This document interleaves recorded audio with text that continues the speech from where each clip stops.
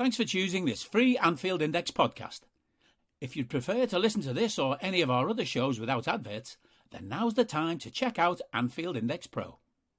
With AI Pro, you can supercharge your entire listening experience. You'll not only get all of our podcasts without the ads, but you'll have them far faster with our Quick Publish feature available exclusively for subscribers. AI Pro also puts you in the heart of our sound studio, with an option to listen to many of our shows live and interact with the podcasters in real time as the shows are recording. Upgrading couldn't be easier. AI Pro is available on all popular podcast platforms, and we have our own apps for Apple and Android. Just head on over to AnfieldIndexPro.com and get started today. Hello listeners, I'm Mo Chatra and welcome to another episode of Money Talks. It's a hot topic of discussion as we record this. It's the big breaking story in the Premier League as today, as we record it on the 10th of March 2022, Chelsea Football Club's owner, Roman Abramovich, has been sanctioned by the British government. So this is a story with so many angles to it, so many layers to it. There's a lot to get stuck into. And when we've got a story this big, this complex, one with so many implications, who better to discuss it with than the one and the only Dave Hendrick? How are you, Dave? I'm good, mate. I'm good. I'm sure there's probably better people. I'm more here to pile kindling on the fire that is currently Chelsea Football Club. That's my role. I woke up this morning to a text from Eddie saying, "Can you do a Money Talks with Mo?" I had no idea why. I opened Twitter and all hell broke loose. It was truly a thing to witness. Absolutely, yeah. I mean, obviously I did a Money Talks, just a week ago or just over a week ago. And that was to discuss the story with Matt Slater from The Athletic. And at that point, we were thinking that, there could be sanctions coming into play, but the discussion was more around the sale and the fact that Abramovich had officially put the club up for sale a few days earlier. And, the likelihood of sanctions at that stage seemed possible, but certainly not to the extent where we thought, okay, these sanctions are due any day now. But here we are. Sanctions have been put in place. And, the government has been very clear about its stance on the whole situation in Ukraine. And they have sanctioned 7 Russian individuals who are either residents of or do significant business in the United Kingdom. And we are, just to kind of clarify, in a situation which is really unprecedented. This is a story where, people are asking questions and, we don't have all of the answers. There are things that, there are aspects to this story from a legal perspective that even lawyers are kind of struggling to get to grips with, because as I say, yes, there have been sanctions placed on companies, sometimes on individuals, but not to this scale, not to this extent. So we will come into the implications of all of this in just a moment, but I just wanted to start with some tweets Just before we start, Mo, what I would say to people, just for context and for a correct timeline, if you haven't listened to that Money Talks that Mo did with Matt Slater from The Athletic, go and listen to that one first, and it'll sort of give you context around the sale and what was happening at the time, and then come back to this one so you have the correct timeline of events, with the new sanctions today. Absolutely, yeah. Well worthwhile giving that a listen. A lot of the kind of backstory is laid out in that really well by Matt Slater. Now, the Culture Secretary here in the UK, Nadine Dorries, who's largely a very loathsome individual, has put out a number of tweets about this situation. She talked about how the attack on Ukraine has resulted in further sanctions against individuals linked to the Russian government, one of which is Roman Abramovich. What she then went on to say is our priority is to hold those who have enabled the Putin regime to account. Today's sanctions obviously have a direct impact on Chelsea and its fans. We have been working hard to ensure the club and the national game are not unnecessarily harmed by these important sanctions. So she then went on to talk about how they would allow the club to fulfill its fixtures and staff can still be paid. Existing ticket holders can attend matches. But there will certainly be a very severe clamping down on what the club can and can't do. And we saw that just today with pictures from the club's shop at Stamford Bridge, where the store had to literally close with no notice. So they had to actually kick customers out of the shop as they were browsing to purchase Chelsea merchandise. And they then printed off a grammatically incorrect notice, which they stuck on their shop door. And that was to advise that they would be closed until further notice. So already the implications were being felt at that level. But in terms of operations, as I understand it, the club can continue to pay players. They can fulfill its fixtures for the time being. Those that have season tickets can still attend matches. But there is a freeze on transfers, which we'll come on to later on. There is a freeze on other aspects of the club's operations involving finance. There will certainly be no ability for Abramovich to put any money towards the club's activities going forward, or certainly for the foreseeable future. So Chelsea, as it has operated for the last nearly 20 years, will not be able to operate to anywhere near the same extent. And, you know, there are severe implications of what money can come in, which may jeopardize the actual going concern principle where the club is concerned, which could even result in the club being forced into administration. So again, those are some of the things that we'll come on to in just a few moments. But before we do, Dave, what are your kind of general thoughts about this and what's happened to Chelsea as a football club? I mean, do you think that this is something that you know, they've potentially had coming? Do you think it's something that you know, their players, their staff will feel that they deserve? I mean, clearly the players and staff have nothing to do with what's going on abroad, but the fact that Chelsea are where they are is very much linked to the wealth of an individual that has had very close links to Putin. There's no denying that, is there? No, there's no denying it at all. And I think it is worth pointing out that Roman Abramovich is a deplorable human being. Whatever he may be as a football club owner, he is a deplorable human being who made his wealth through underhanded back channel means. And that's not me speculating. That is something his solicitor admitted to in open court back in 2013, that he was part of a cabal of oligarchs who went to Boris Yeltsin and agreed to back him politically if he allowed them to cherry pick the mineral rights and, you know, natural resources of Russia at well below what they were worth. There's been countless other stories and tales of Abramovich and his behavior and his actions. There's no doubt that he is close to Putin. He has shown that repeatedly, regardless of what he denies publicly.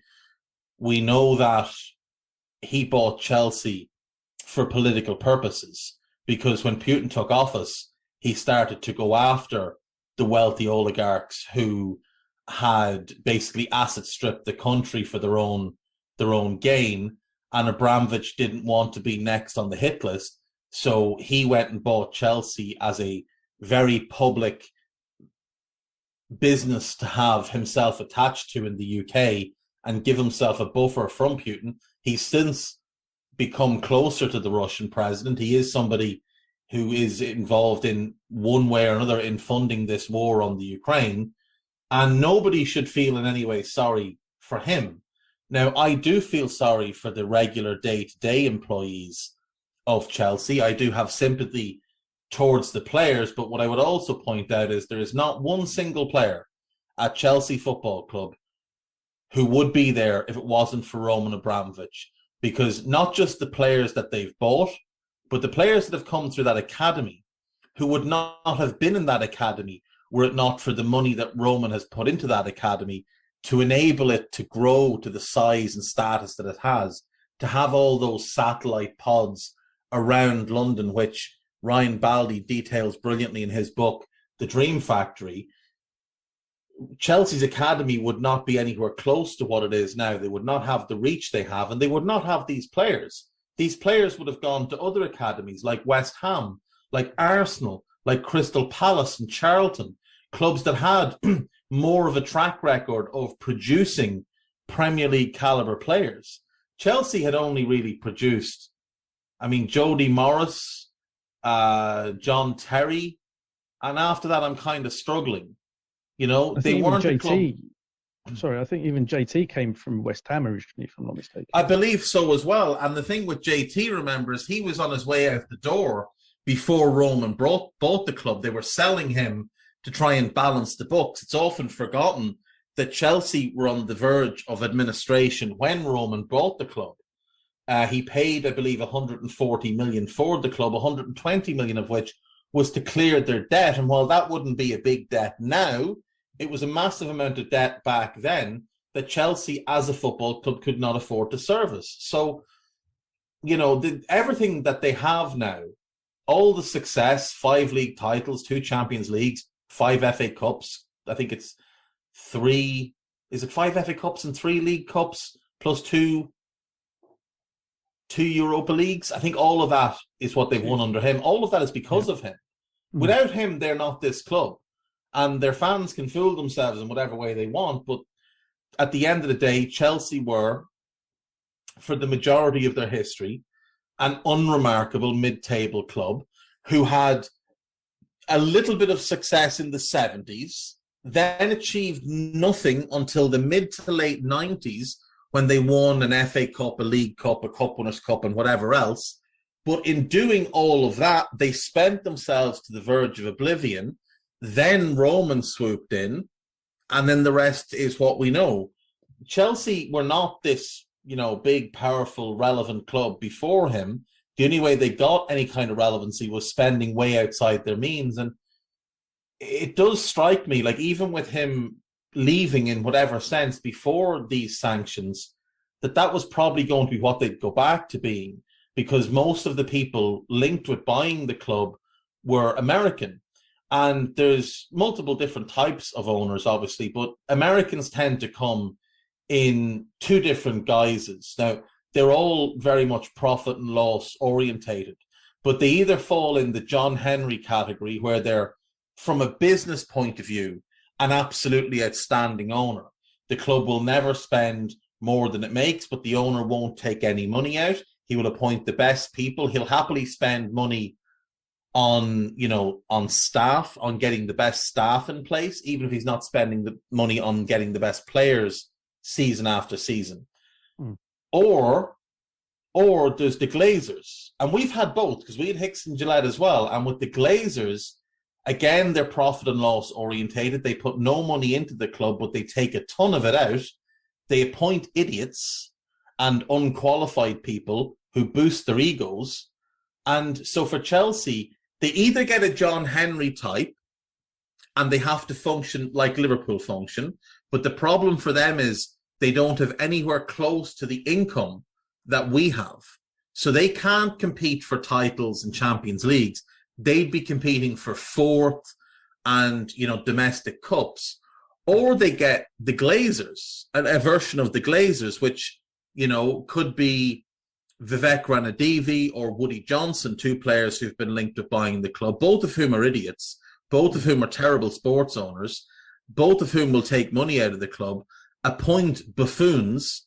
Like Ranadivi would be the type who'd appoint John Terry to some very important role, to a real decision-making role, and then leave him there for years after it becomes clear he can't do it, just because he thinks it buys him some gravitas with the fans. And if they get that type of American owner, they're staring right down the barrel of being a mid-table team. Oh, yeah, absolutely. And, that's something we'll come back to a little bit later on, in terms of the fact that, as I said earlier, Abramovich did put the club up for sale, likely sensing that it was more a question of when rather than if sanctions would be imposed. So can I read you something here? This is from Eddie. Eddie sent me this earlier on, and I think it's the best take I've heard, and then I'll let you go. He said, my own take for what it's worth. I would think as soon as statement one, which was the one about the stewardship, came out from Roman, he'd been told sanctions were coming. So he had to do something or he'd lose the club. When they realized the stewardship situation wasn't going to work because those said stewards pushed back and were like, hang on a second, don't involve us in this, he releases statement two, which is the one about selling up. He was probably told he had about 4 to 6 weeks to get the club sold, but then the UK government would have to sanction him if Putin was still in Ukraine. Roman then realizes how hard it is to sell a £3 billion asset quickly. And remember as well, the club itself is not worth $3 billion.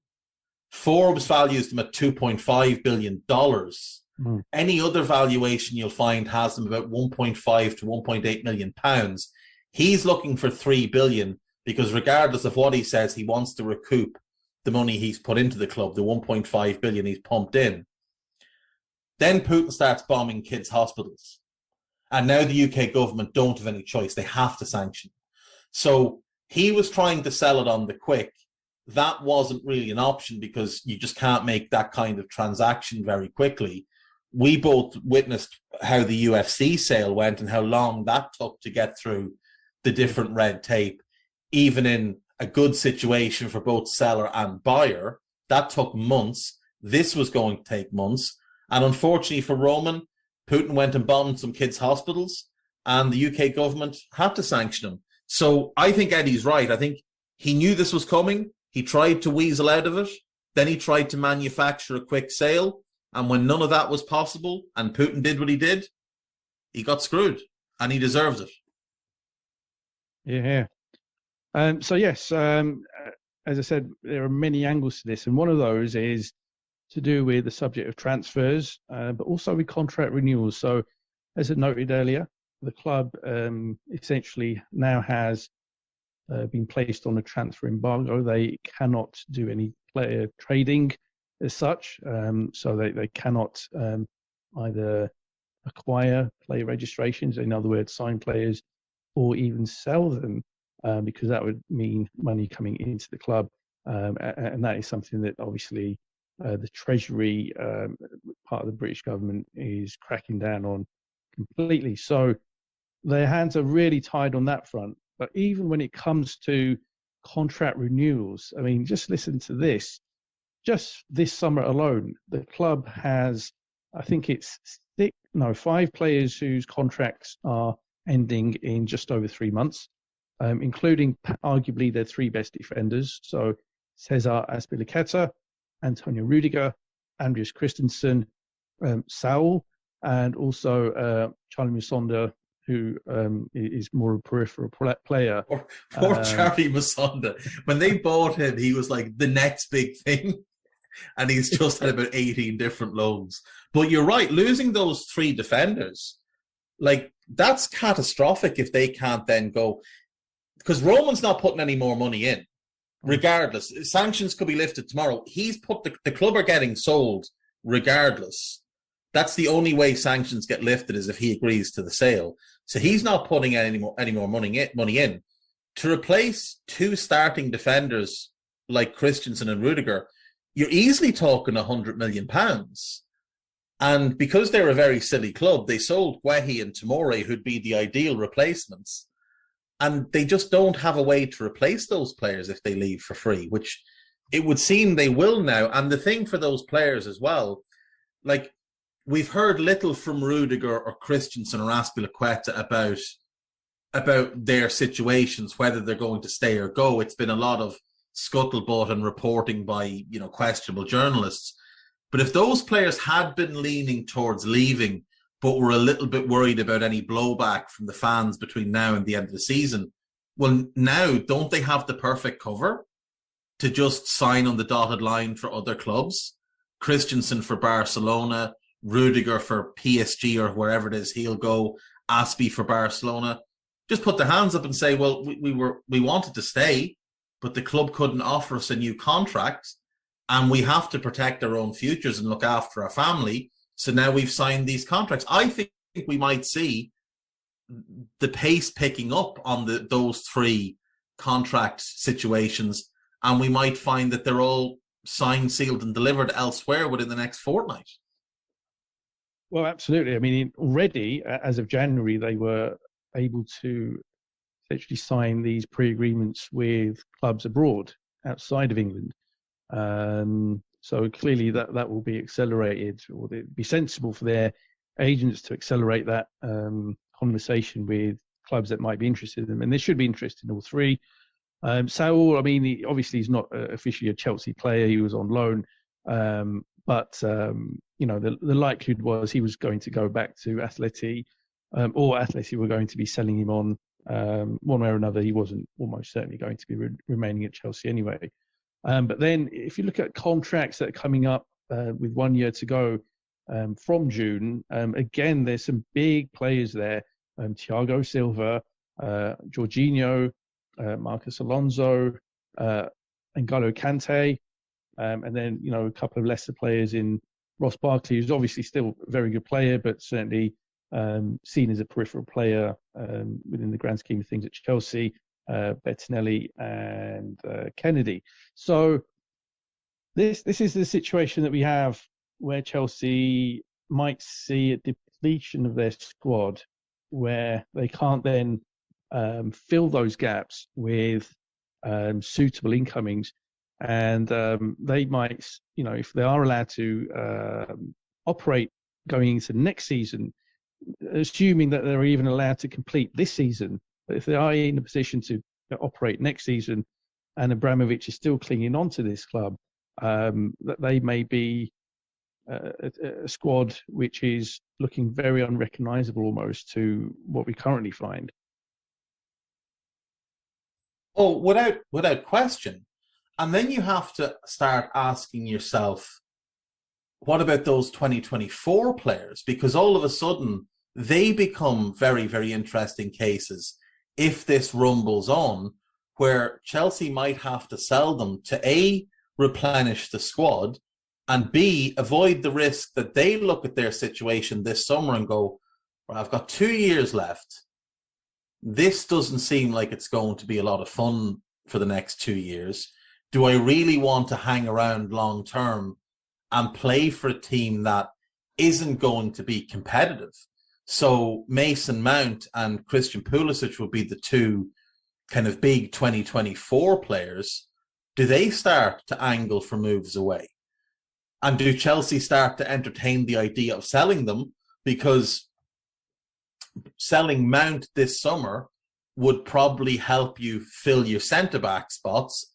And you can probably make do without Mason Mount when you have Kovacic, Kante, Jorginho, Loftus-Cheek and a few others in midfield. And then in attack, you've got Pulisic, you could keep him. You've got Hudson-Odoi, Havertz, Werner, Lukaku, and then obviously the youngsters like Harvey Vale and that. Like, it may really become a thing where the idea of Mason Mount leaving Chelsea is not just pie in the sky. It might actually be something that Chelsea have to do to replenish other areas of their squad. Because when you look through their squad, it's not as if there's a whole lot of players there that you could sell for mega money.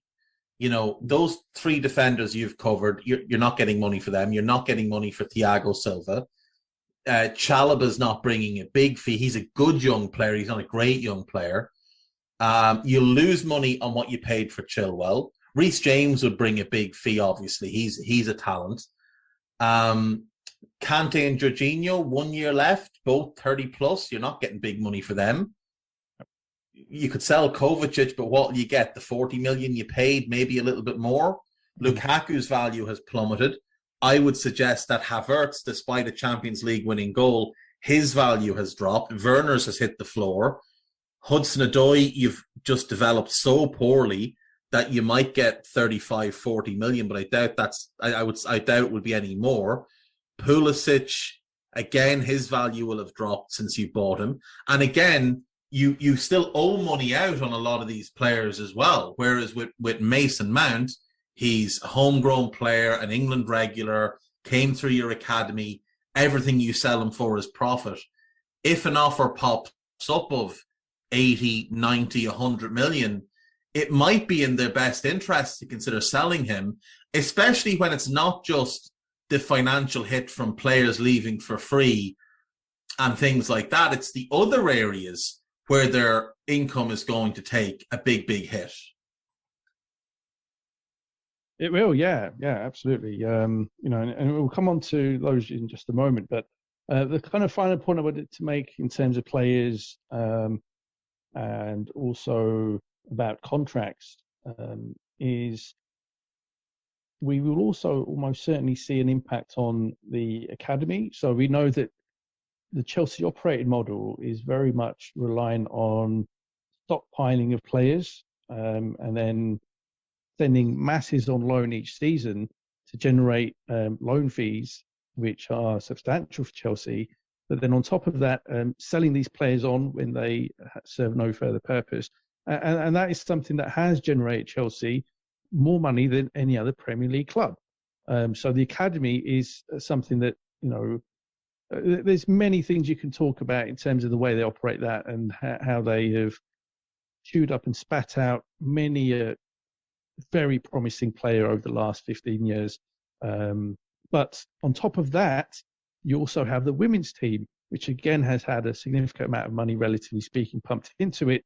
And again, almost certainly that will see some adverse effects of all of this that's going on.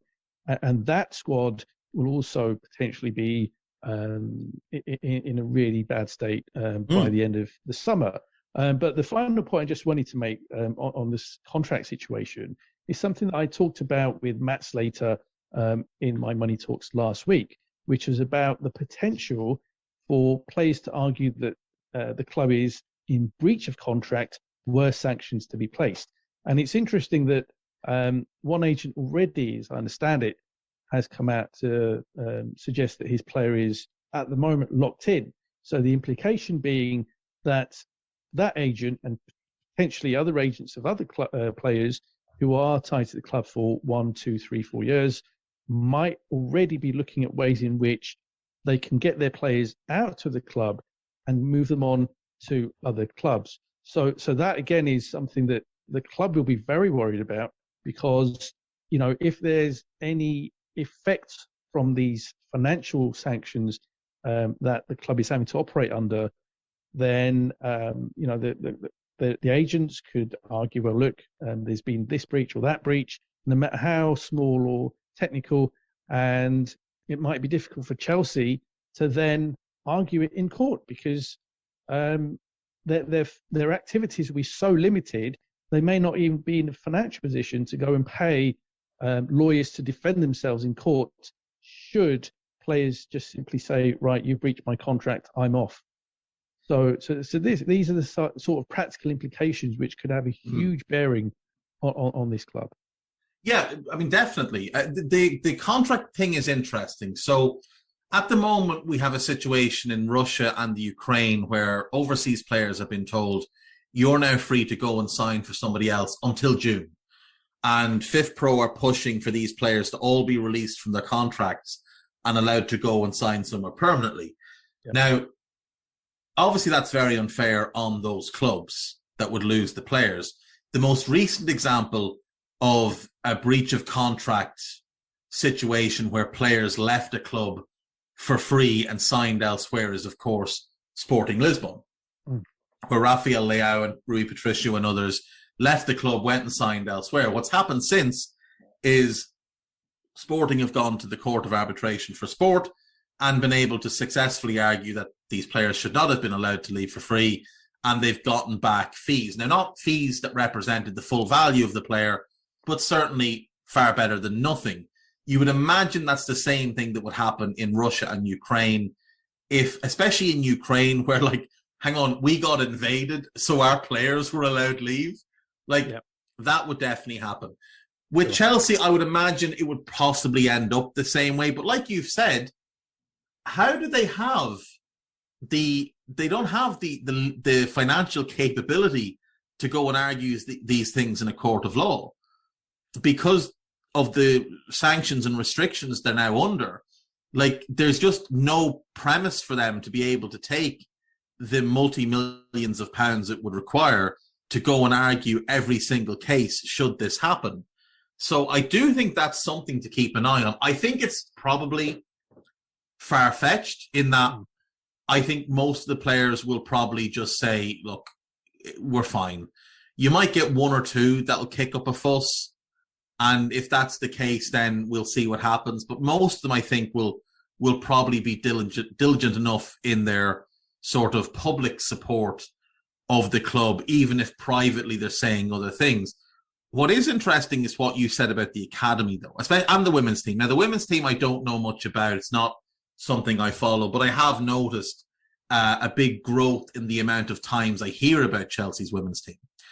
But Chelsea's academy is something I've done quite a lot of looking into over the years, and it is without question the best academy in Europe.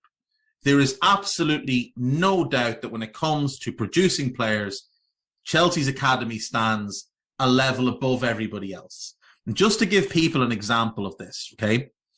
If you were to put together a just academy Chelsea team, you would have to find a goalkeeper because it's the one area that they haven't produced, which funnily enough is the same as us. We haven't produced a good goalkeeper either. But you could have a back three of Reece James, Fikayo Tomori, and Mark Guehi, two of whom are England internationals. The other one will be an England international. Tariq Lamptey and Tino Livramento as your wing-backs, two of the most exciting young wing-backs in the Premier League. In midfield, you'd have Conor Gallagher, who's having a storming season for Crystal Palace. You could have Declan Rice. Now, he did leave before he graduated the academy, so on a technicality, you could leave him out, but he is former Chelsea academy. But they also have both Chalobah brothers and Billy Gilmore that you could pop in there.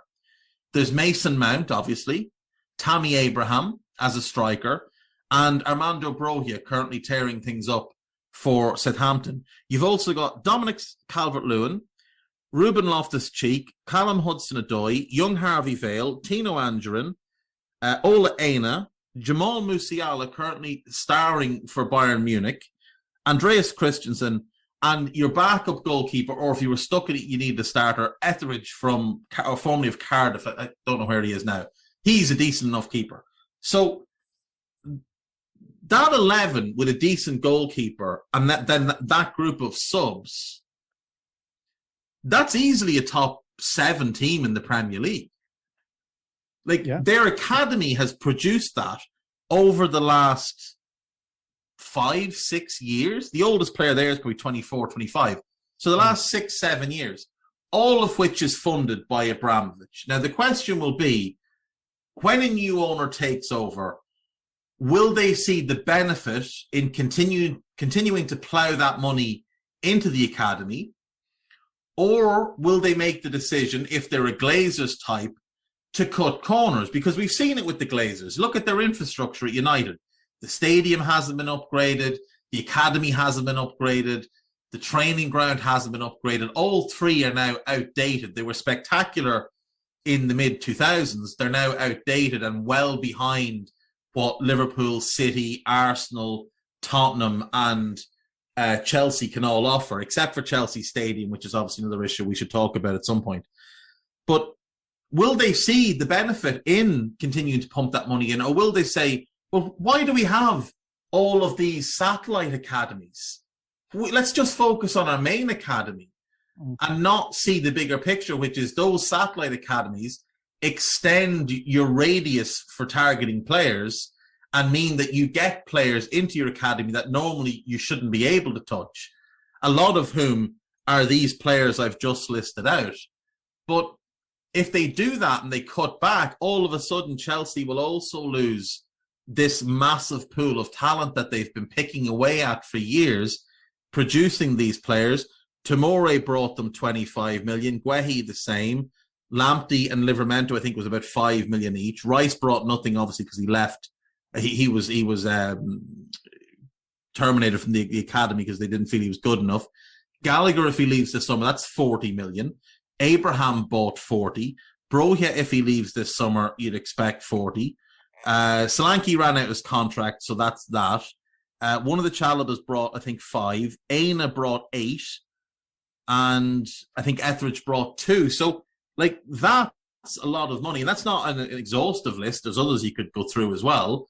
But it just does go to show how much money they've made just from that academy, how much can be made from operating your academy that way. Or the other option is that an owner, like a John Henry, would look at it and say, hang on a second, why don't we just produce our own team? Like, why isn't this what we do? Let's put that team on the pitch and let's develop them for a couple of years. And in truth, that team, James, Tamori, Guehi, Lamptey, Livermento, Gallagher, Rice, Mount, Abraham, and Broja, you put that team together for 2 years, let them to develop, that's a top 4 team. Talent-wise, that's top 4. Very strong. So they might look at it that way and say, well, hang on, we don't need to buy players. We'll buy 1 or 2 here and there to supplement, but we'll just go the academy route. We'll put more money into the academy.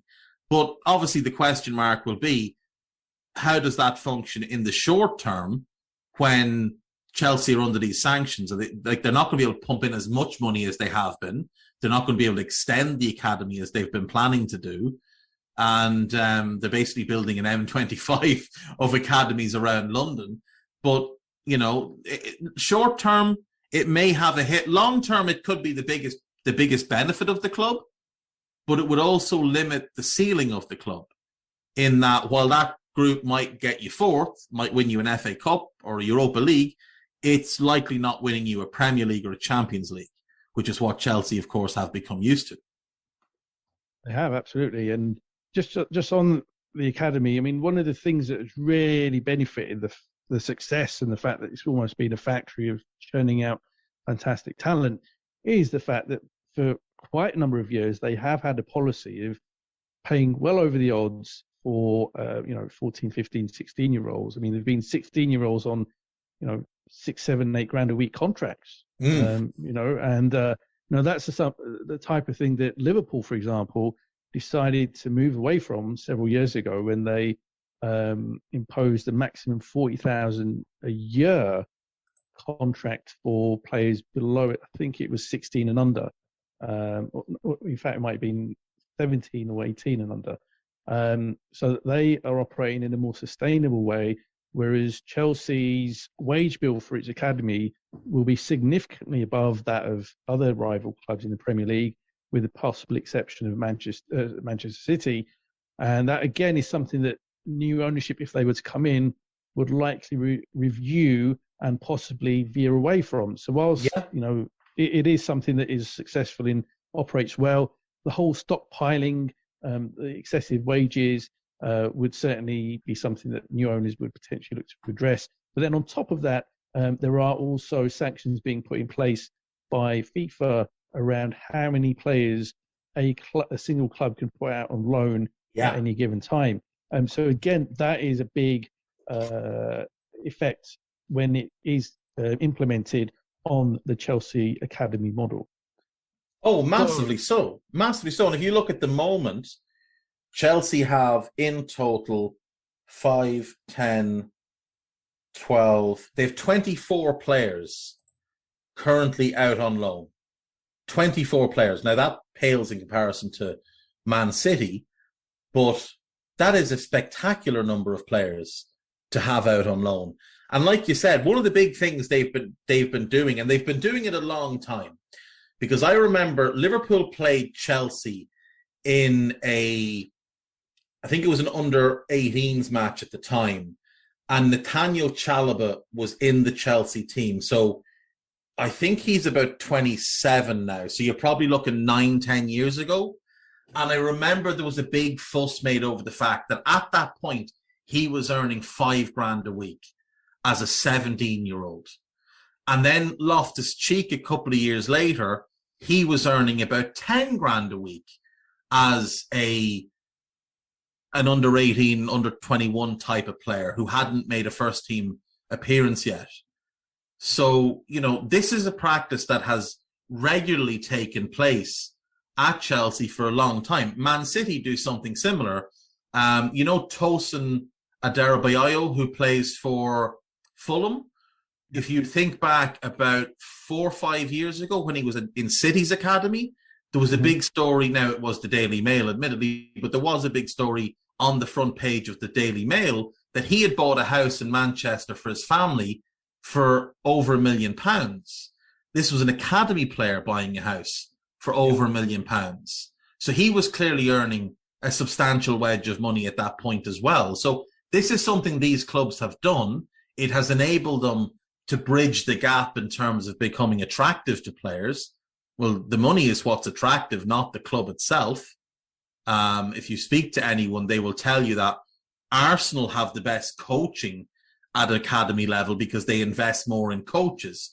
Chelsea's big ability is the catchment area that they've created for themselves. So, and the fact that they can pay the best wages to these young players, many of whom growing up in inner city London in impoverished areas, are more than happy to take that money as a 16, 17-year-old. Even if it's not necessarily the best decision for their career, it's the best decision for their family in the here and now. And if Chelsea can't do that, which, as you said, if a smart owner comes in, or if even a stupid owner comes in, they're probably going to look at it and go, well, we're not paying that. That's ridiculous. Why are we paying that kind of money? What do Liverpool pay? Liverpool pay 40 grand a year, and we're paying 40 grand a month. That's going to get cut back. That's going to be a big effect on that academy, unless you get a situation where the ownership thinks this is our path to building the best possible team. We then control the players from an early age. We have them, growing up as Chelsea footballers. It means that we can control their contracts easier. We're not having to buy them at 19, 20, 21 on 100 grand a week or 200 grand a week like Kai Havertz. So the second contract is 250 and then 300 and so on. We get them in at 16 on 10. At 18, they go to 20. At 20, maybe they go to 50. At 23, they go to 100. And then all of a sudden you've got, a massive amount of money saved, as opposed to when you buy players in at 18, 90 for big money on big wages. Totally, yeah. It's something that has been very pivotal to the Chelsea model, because their operating losses, so this is before you factor in player trading, there's been £1.4 billion over the last 10 years. 1.4 billion. So that shows the extent to which Chelsea are dependent on that model of selling players and stockpiling, because they do player trading like no other club in the Premier League. But on top of that, investment from the owner over the last 3 years, he's invested from his own pocket through the parent company of Chelsea Football Club, Forstrom, with Forstrom being basically the front for Abramovich, close to 300 million. And over the duration of his ownership, it has been 1.5 billion. So if you take away that in owner investment, and if you at the least curtail player trading, then it shows just how seriously up shit creek Chelsea Football Club really are. Speaking of which, let's move on to the impact on some of their other revenue streams, and let's start with commercial then. So as we record this, just moments before we started, news broke that Three had suspended its sponsorship of Chelsea effective immediately, and have told the club basically that the fixture that they are to play tonight, as we record this, versus Norwich, they are not allowed to feature the Three logo on the front of the shirt. So I can just see some of the Chelsea kit man scurrying for some blue tape or something to cover up that Three logo across 20 shirts. He's got one or two options. He can either go to a hardware store and get some blue electrical tape and tape over, which is what Schalke had to do when they decided to suspend things with Gazprom. They taped over and then put Schalke 04 across it. or he can get himself down to the local Sports Direct there in Norwich and buy himself 20 or 25 Chelsea kits without the logo on them. That is basically their options, because they have left London with kit bags full of kits with the 3 logo on the front of them. And this has obviously come as a surprise to a lot of people, not to anybody in the grand scheme of things, because I think it was obvious that Chelsea would lose some of these sponsorship deals. It is a 23-minute walk or an 11-minute drive from Carrow Road to the Sports Direct in Norwich. So, that's doable. Get yourself down there. There's probably plenty of hardware stores in Norwich as well. So, those are basically their options for tonight. But the bigger picture here is that's a £40 million a year partnership. And the thing is, if 3 decide to walk away from it, who's going to step into that breach? Who wants to be associated with that club right now? And when one does it, it opens the floodgates. So I don't know who Chelsea's sleeve sponsor is. Is it that tire brand? No, it's Hyundai. And they already put a statement out earlier today saying that they are reviewing, quote unquote, that sponsorship deal, and that's worth $6 million. But given 3 have acted already, it would be no surprise whatsoever for Hyundai to pull their $6 million a year sponsorship deal for the sleeve. And then there's the big one. Yes. Then there's the big one. What do Nike do now? Stan Collymore, always always on the wind up with somebody, has tweeted, "Hi Nike, as one of the world's biggest corporate virtue signalers, sports manufacturers, are you going to continue to be Chelsea's kit suppliers?" Now, we have seen Nike suspend relationships with certain parties that don't need to be named here in recent months over things that have happened. But I mean, I don't have the numbers to hand. You might. What do Nike pay them every year? It's got to be in the 60 million range. Yeah, 60 million a year. So 60 million from them, 40 million from 3, 6 million from Hyundai. That's 106 million a year on that kit. And these boys could end up running around a bunch of blue T-shirts. And on top of that, their training kit deal with Trivago is 10 million a year. So if, as is very plausible, in the next 24, 48 hours, all 4 companies walk, that is 116 million of their 154 million of commercial revenue gone straight away. And a lot of the other remaining 38 million pounds is from other sponsors. And if the majority or all of them walk, then they are really in a very, very problematic situation. Because don't forget, this sponsorship income is quite a key factor in being able to even afford to pay the wages of the players. And, as we've seen from the set of accounts that were released, their wages to turnover ratio is 77%. So for every pound that the club generates, 77 pence of that goes towards paying players and other staff.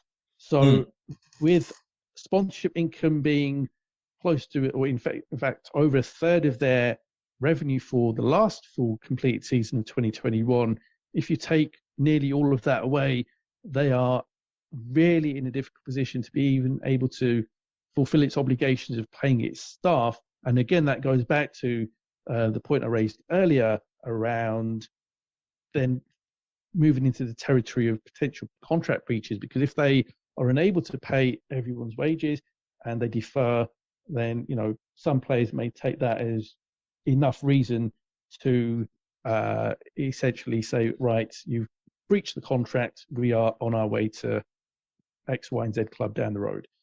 So that is a big, big impact, is the potential for all of these sponsorship deals, or certainly the majority of them, to fall by the wayside, and it certainly looks and the thing is, Mo, even if the sanctions get lifted, if all of these companies walk away, Chelsea are still going to be a little bit toxic. In which case, the deals that will follow are probably going to be of a much smaller nature, because one of the reasons that 3 and Nike and Hyundai and Trivago pay so much money for these deals is that Chelsea play in the Champions League and Chelsea are regularly competing for titles, and there's a lot of buzz around Chelsea.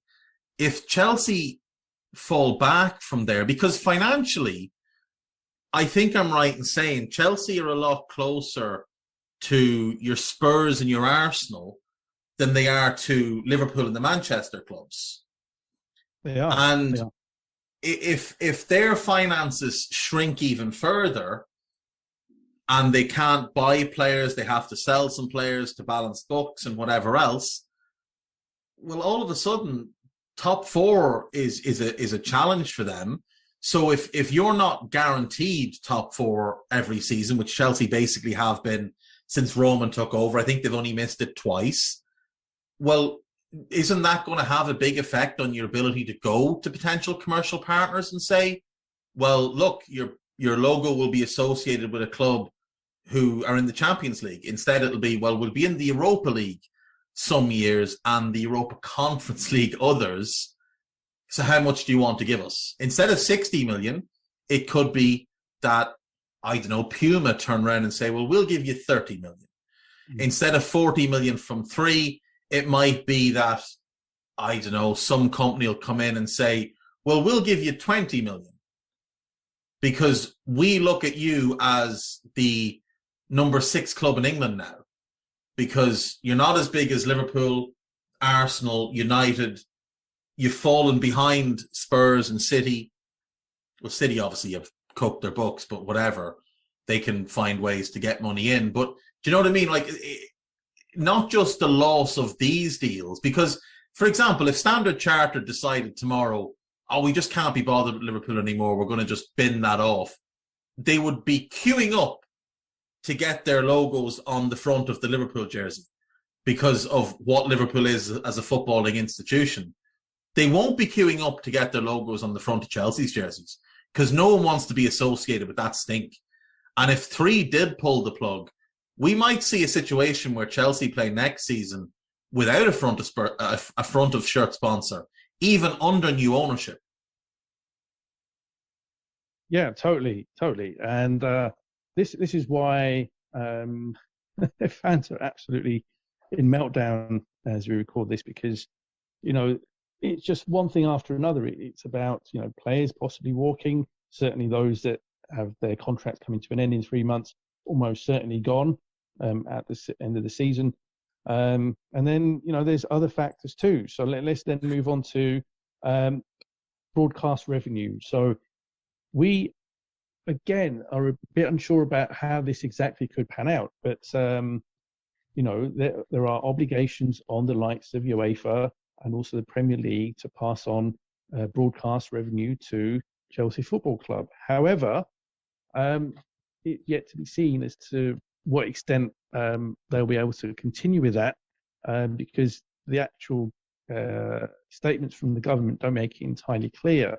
So I'd imagine that for the time being they should be okay, but if Roman continues to cling on to this club and is hell-bent on trying to see out this whole conflict and then aiming to sell the club and making his money back at the very least, if not more, then there could be further sanctions imposed. Let's not rule that out as well. I mean, yes, they are able to operate at the moment, but if broadcasters are prohibited through the Premier League and UEFA from paying the club because it's money coming in to an asset owned by a Putin ally, then that again has serious repercussions for the club. And, you know, as somebody I think speculated earlier today, you know, something like that alone could put the club into administration. Yes, so I saw this tweet. Actually, I think Eddie shared it with me. earlier today from Ed Thompson, who runs financialfairplay.co.uk. And what he said was the Chelsea FC holding company owes Roman Abramovich 1.5 billion. That's now frozen, and I don't believe he can write it off at this time, even if he wants to.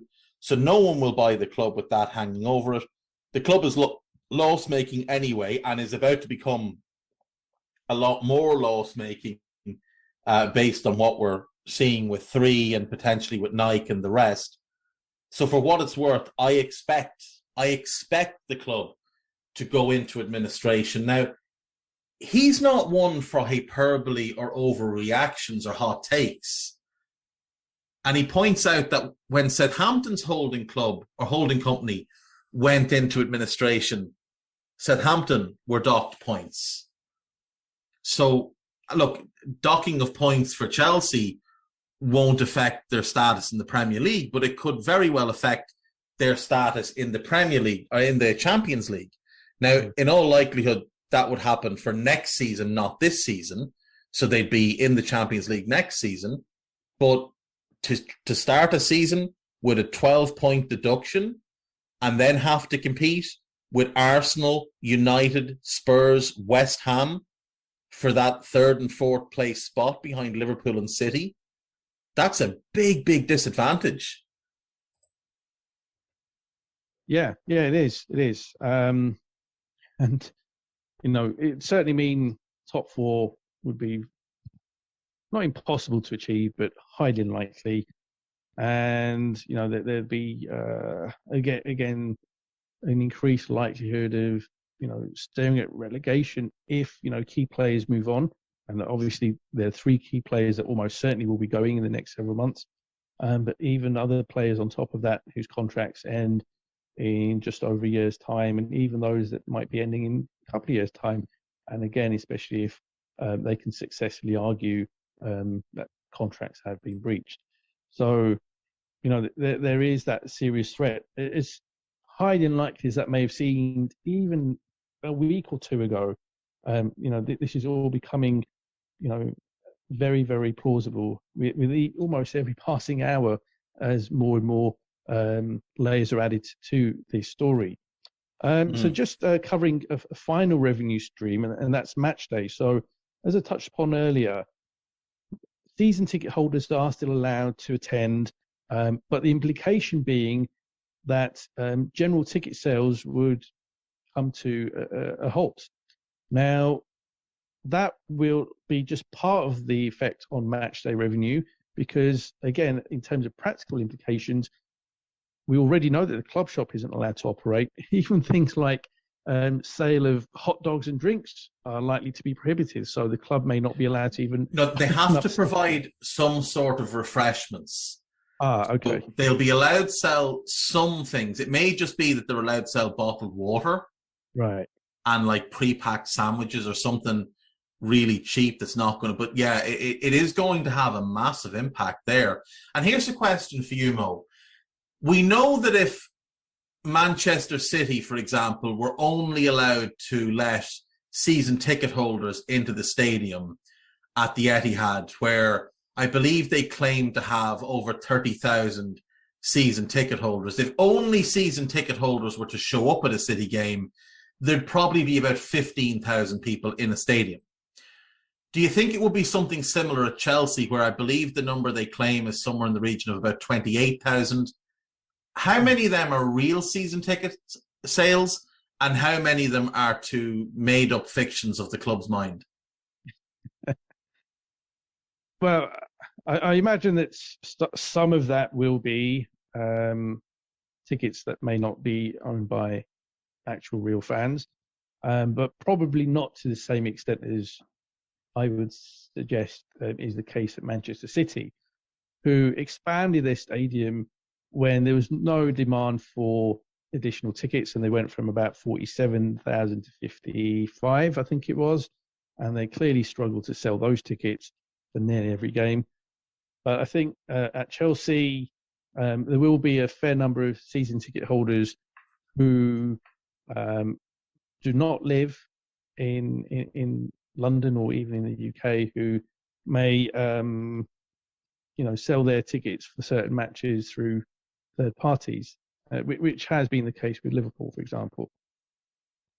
So though that won't be prohibited because it's something that is independent of the club, nonetheless, we could see, generally speaking, for the remaining home fixtures, fewer fans within the stadium than would normally be the case.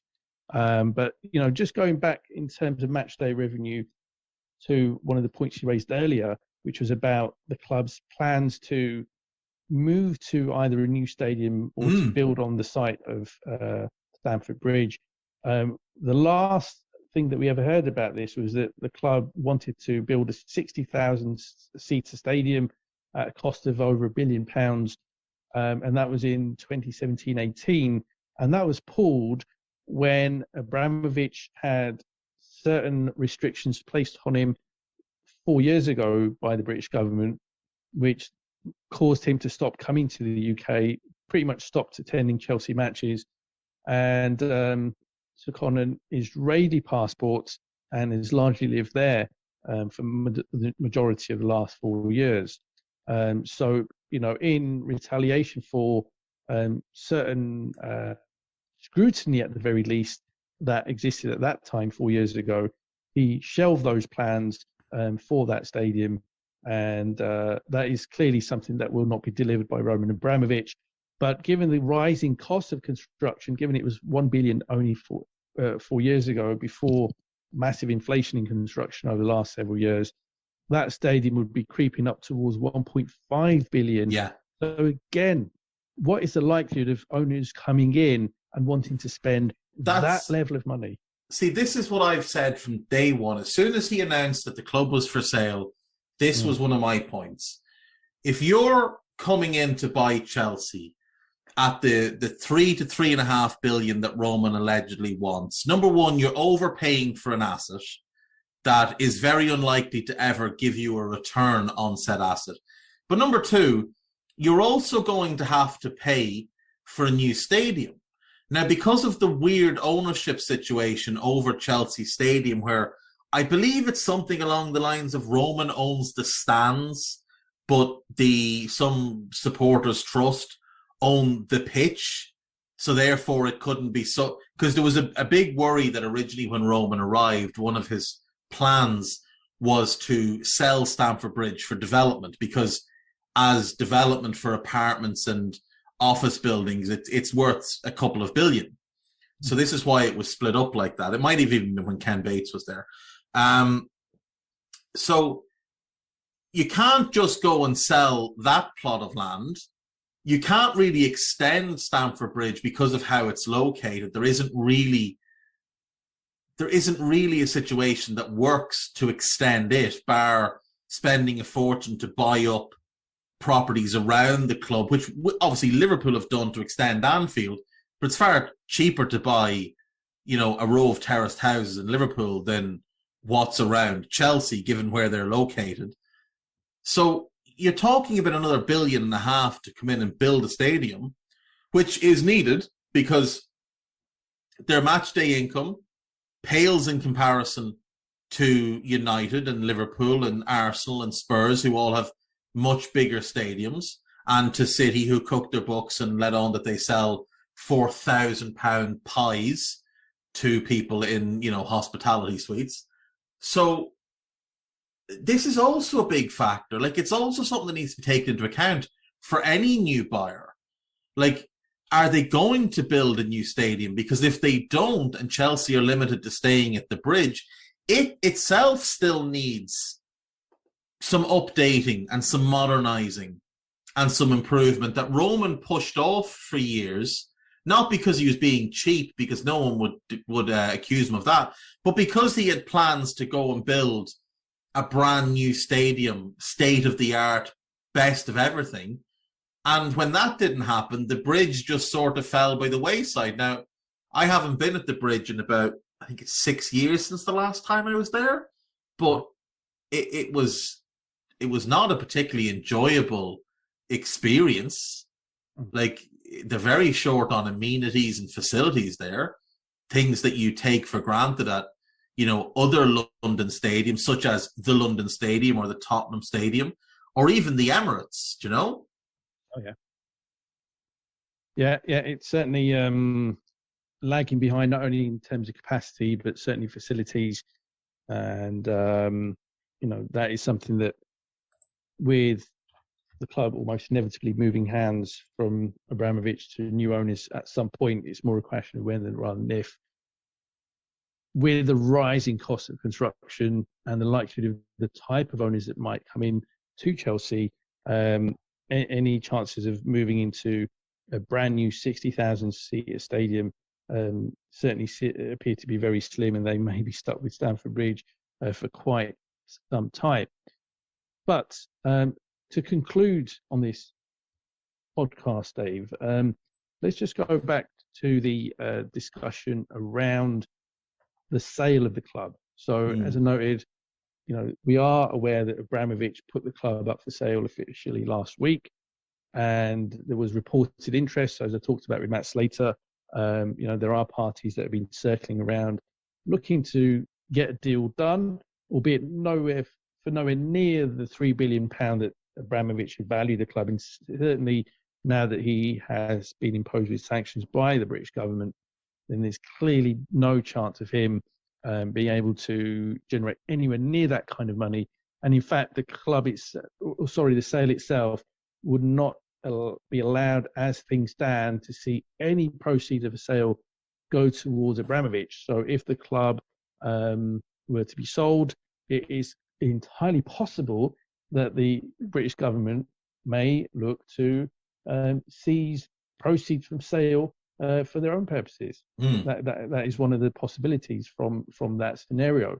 And they also have noted through sources that they may need to grant an additional license. So they've granted a license to the club, a special license for it to operate, because normally when assets are frozen, nothing can take place, nothing can occur. But because of Chelsea being a football club and being seen as a cultural asset, they've been granted a special license to continue to operate, albeit on a very severely limited ability to just operate matches and to be able to pay players, etc. But when it comes to a sale, we may even be in the realm of owners being able to purchase the club for a very nominal figure, and Abramovich potentially having no say in what that might be. So really, what others on social media have already talked about today is about, well, is Abramovich somebody that is willing to give the club up essentially for free, to walk away from the club without getting a penny of any proceeds? If that is the case, there's certainly a likelihood that the club can go back to normal operations sooner rather than later. But if Abramovich is hell-bent on getting some money out of any potential sale and is willing to try and stick with it as long as possible, the longer it goes, the worse it is for Chelsea. But if there is a sale, the owners almost certainly will not be looking to operate the club in the way that Abramovich has, which is to pump many, many millions of their own personal wealth into the operations of the club. And so that is the thing that ultimately Chelsea fans will have a really hard time accepting, digesting, is the fact that they may very well end up with owners that will look to run the club in a sustainable, financially sustainable way. And therefore Chelsea's days of being able to sign 70, 80, 90 million pound players may very well be over for the foreseeable future. And it may also lead to a fire sale of players earning massive money, because they won't want that to continue either. So, right, at the moment, the club can't be sold. So there's talk that the government might step in and they might facilitate a sale, but that's all might at the moment. There's nothing saying that they will. One of the knock-on problems here, obviously, is that outstanding debt of 1.5 billion to another company, who have been frozen as part of Roman's assets. So with that situation, it makes it a little bit awkward. But here's what I'll say about Roman and giving up on the money. If Roman didn't care about the money, okay, if Roman really believed that if Roman really loved the company the way he makes the Chelsea fans believe, if the sale was not about finances, Roman would sell the club for the 140 million he bought the club for. That's what he would have done. Or he would have sold it for 200 million. And he would have said, I'm going to put the 140 I bought the club for back in my pocket, and I'm going to put the 60 million profit into this charitable organization that I've told you all I'm setting up, which, by the way, has still not been set up. If Roman didn't care about the money, he would not have asked for £3 billion. He would have sold the club for what he paid for it. And he would have just written off his losses and walked away. But Roman Abramovich didn't become worth what he's worth by walking away from billions of pounds. And I do think if the government tries to sell Chelsea as a distressed asset, he will fight them tooth and nail to get back his 1.5 billion of debt, which is then loaded back onto the club. So any prospective owner has to consider that. I don't know that the government can't, whether or not the government can just say, you know, we're just abolishing that company, or we're winding them up, or whatever we're doing, and the debt go away. You're not getting that money back. I don't know if they've got scope to do that. What I do know is that if it comes down to a court battle, he has the money to go head to head with the British government. Like, he has that type of wealth. And do they want years of legal arguments to end up having to give him a payout? I don't think they do. So I don't know what we're going to see. What I will say is, if the club does get sold as a distressed asset, who is the foremost purchaser of distressed assets in the UK that we know has an interest in football, Mo? That would be one Mike. Oh, my word. Wouldn't it just be the most wonderful thing in the world if, after selling Chelsea to the Saudis, or Newcastle to the Saudis, and bringing them into our game, he was the man that booted Roman Abramovich out of our game and took over Chelsea Football Club and ran them the same way he did at Newcastle, where he didn't really care about winning titles. He just wants to keep them in the Premier League. That to me would be the funniest outcome of all of this, but it is obviously very unlikely. My feeling on this is they will find a way to find a real buyer for somewhere in the region of about £1.5 billion, because that's roughly what the club is actually worth. They'll work with Abramovich so that he gets that money but writes off the debt, or he gets that money in lieu of the debt that he had into the club, and everybody just walks away from it. But my fear, well, not, it's not my fear. The fear for Chelsea fans should be, what are we going to get? What type of owner are we going to get? Are we going to get some American who comes in and does a leverage buyout where they buy the club and then remortgage it to recoup their money, load that debt onto the club? And Chelsea as a football club will never be able to sustain that debt the way United do, because they're not commercially big enough. They don't make the same type of revenue that United do. Will it be someone like a John Henry who comes in and just cuts back to the very, bare bones of how to run a club properly? But because we don't have the revenue streams of Liverpool, we now can't afford to compete the way Liverpool do. I see it as very unlikely that they'll get bought by another Abramovich or Saudis or anybody else like that. I think if somebody attempts to do that, we'll see the Premier League push back and block that kind of move. Yeah. So I do think we're going to see, in all likelihood, an American team, maybe a consortium. And consortiums are always messy because you get a lot of big voices in a small room and not everybody's going to agree, and the club is going to end up being run really poorly. Like, you remember when Arsenal were kind of part owned by 6 or 7 different people, including Kroenke and Usmanov and others, and how laboured they became? That's what you end up with when you have a consortium. So I wouldn't say there's really a positive outcome in any of this for Chelsea. The Roman era was an era that is outside of the rest of their history of what they are and have been as a football club. I think they will return to being what they were, which is an upper mid-table team who will potentially challenge for top four the odd year, but not every year, win the odd domestic cup, have some decent runs in the Europa League, but won't be a force again. I think I just don't see a situation in which they will be. I don't see anyone willing to come in, run them at the kind of loss that Roman has run them at. Like, Roman's run them at a loss every single year for 5 titles in 20 years. Nobody's going to commit to doing that. Nobody will commit to doing that. So I think we see Chelsea return to more of the Spurs type level, where, you know, they'll be able to build good teams, but they will get cherry picked from time to time. They won't have the gravitas or the financial sway to attract players or keep players when your Liverpools, your Arsenals, your Cities, and your Uniteds come knocking.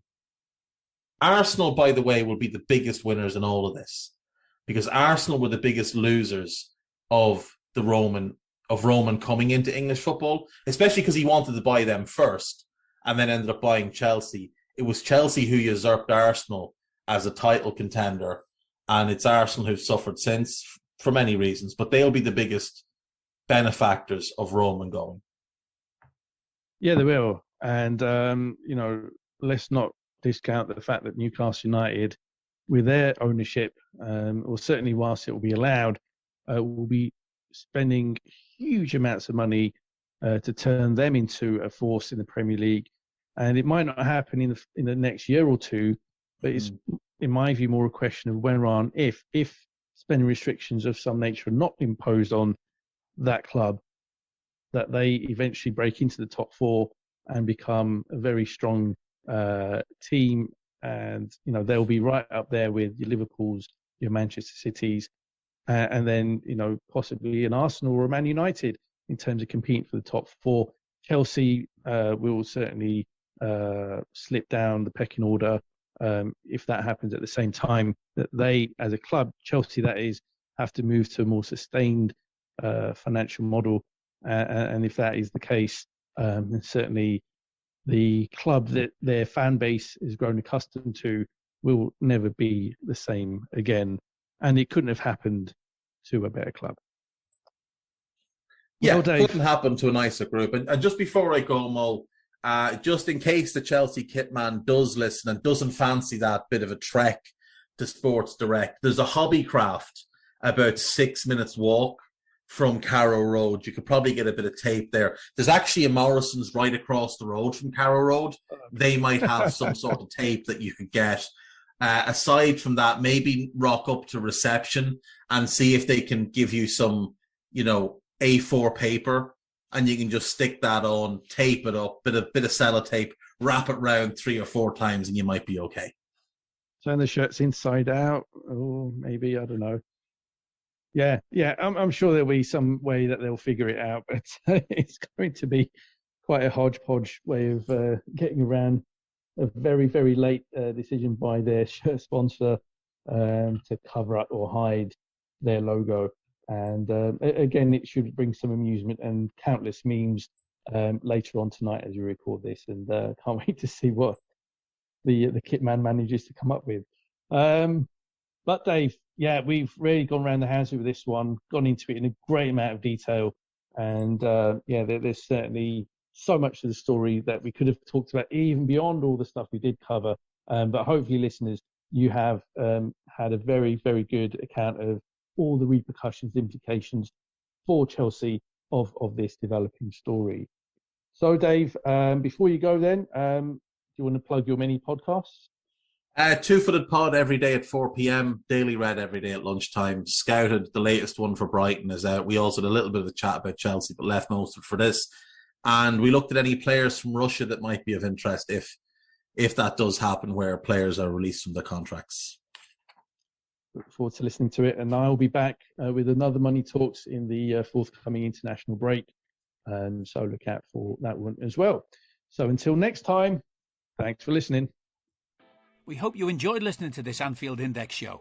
Please be sure to subscribe to our channel so future podcasts find their way to your device automatically. There's nothing quite like fan engagement, and we'd love to know what you think of anything discussed on this show.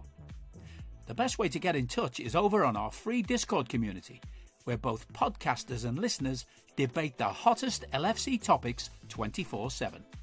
Sign up free now at AnfieldIndex.com/Discord. You won't regret it. You can also follow us on Twitter at Anfield Index and find us on Facebook by searching for Anfield Index. Oh, and before you go, we'd love it if you could leave us a 5-star review on your favourite podcast app. It only takes a couple of seconds, and it means the world to the people who create these free shows.